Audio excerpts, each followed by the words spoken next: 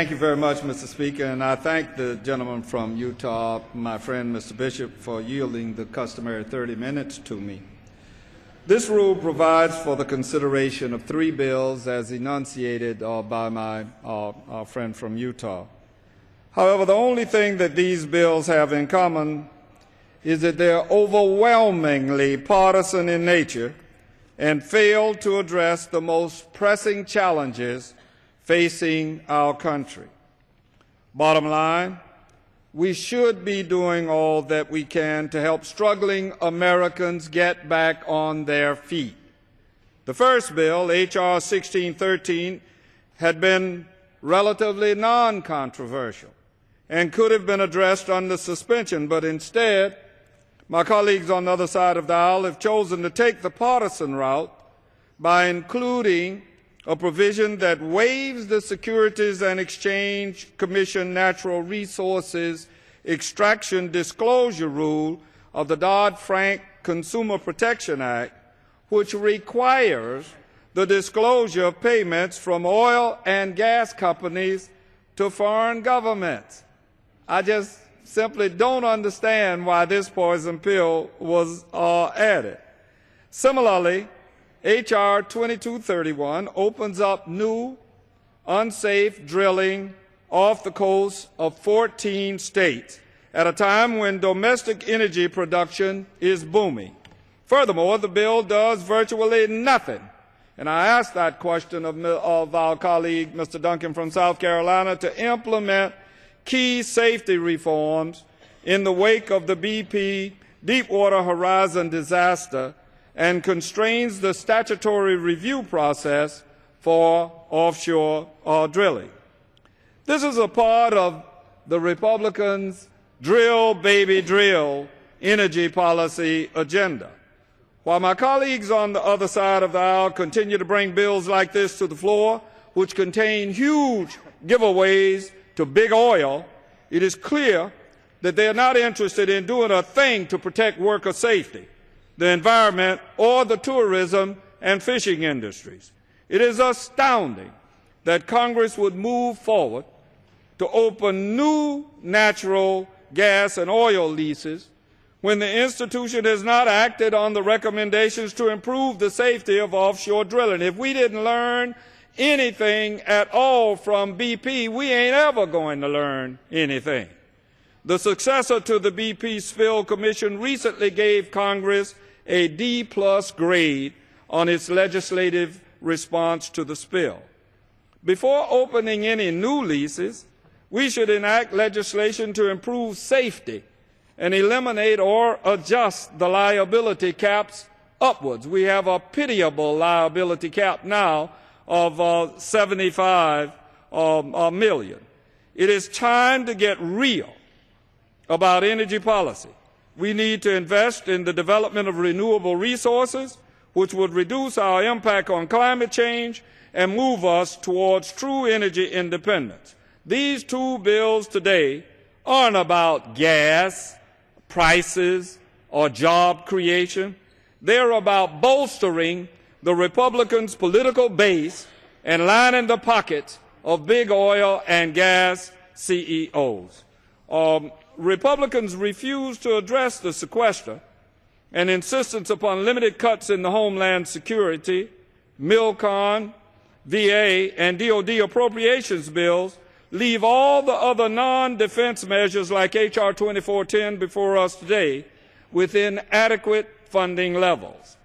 Their refusal, my friends on the other side, to appoint conferees to reach a bipartisan compromise on the budget and end the sequester has left us with this disastrous agriculture bill that we saw last week. As my Republican colleagues very well know, there are $214 million in cuts to women, infants, and children, WIC funding, which will prevent 214,000 eligible applicants from receiving the nutrition they need. Furthermore, there are $284 million in cuts to Food for Peace that will result in 7.4 million fewer people receiving food aid from the United States. Mr. Speaker, I'd really laugh except the prioritization of partisanship and politics over responsibility has become par for the course in the Republican-controlled Congress. As I pointed out before, just last week, the Republican partisan farm bill was scuttled. Traditionally, I'm here now 21 years, and that bill, at times that it was brought appropriately, was a bipartisan piece of legislation. Draconian cuts and work requirements imposed upon programs that benefit the poorest among us effectively kill any chance of the Farm Bill passing. Rather than see passage of a strong bipartisan bill, Republicans deliberately made it unpalatable to even strong agriculture supporters like myself. These are not the priorities of a nation that cares about its poor.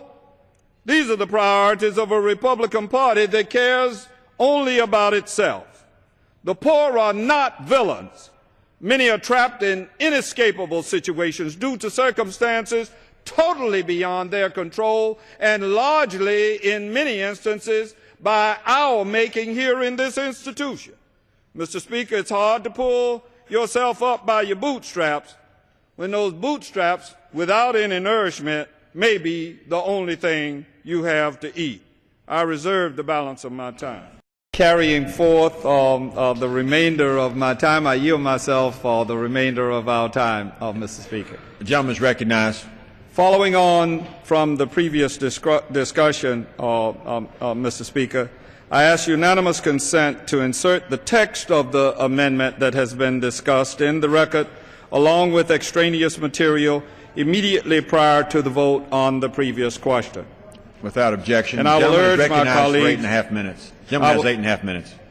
I will urge my colleagues to vote no and defeat the previous question. I'm tempted to take the 8.5 minutes and perhaps not offer as much brilliant verbiage, but at least to add, without hyperbole, the continuing concern that all of us should have.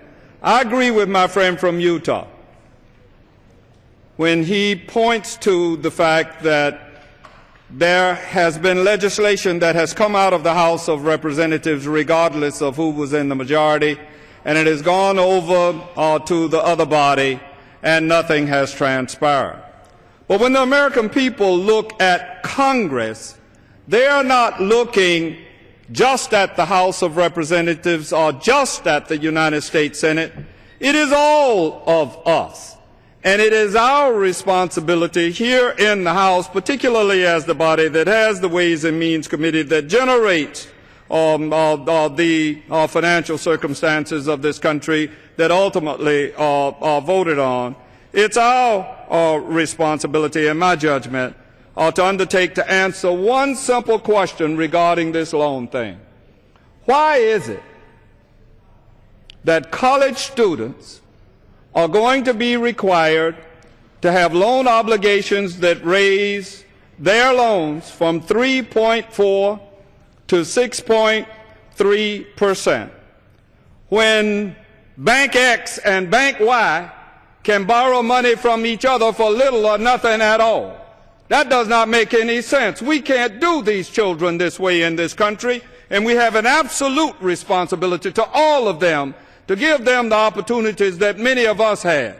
People here in this House that have come here by way of student loans, and some of them have had those opportunities. Why not give these children that chance? Mr. Speaker, the most common critiques of this Congress have been partisanship and dysfunction. This rule today for these three bills shows that the Speaker and Majority Leader are perfectly content with that characterization of their work. Congress doesn't have to be this way.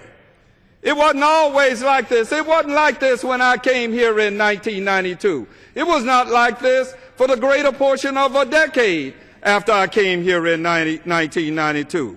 Instead of appointing budget conferees Instead of passing a farm bill in a bipartisan way, instead of fixing the pending student loan interest rate, instead of replacing the sequester that has demonstrably all over this nation hindered our economic recovery, and instead of preventing us from yet another game of chicken, which we will be doing sometime in the fall over the debt ceiling, we are considering 3 purely political bills that will only create more partisanship among us, and I might add, ain't going nowhere.